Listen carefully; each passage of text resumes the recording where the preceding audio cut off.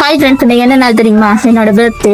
என் face வந்து யாருக்குமே தெரியாது. அப்படி இருந்துமே வந்து என் பர்த்டே ஞாபகம் வச்சு எனக்கு நிறைய பேர் வந்து அட்வான்ஸ் விஷ் பண்ணியிருந்தாங்க. எல்லாருக்குமே வந்து ரொம்ப தேங்க்ஸ். போன வருஷம் நான் ஒரு வீடியோ போட்டிருந்தேன், எனக்கு விஷ் பண்றதுக்கு பெரிய லெவல் யாருமே இல்லை அப்படின்னு சொல்லி. ஆனா இந்த வருஷம் வந்து அதை நான் சொல்லவே மாட்டேன்.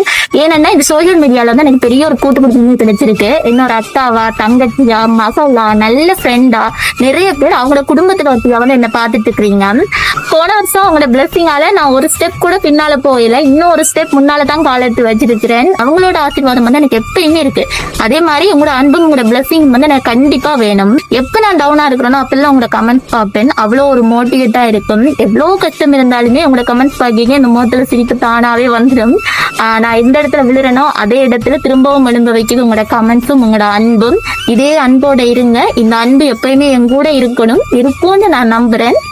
Thank you so much.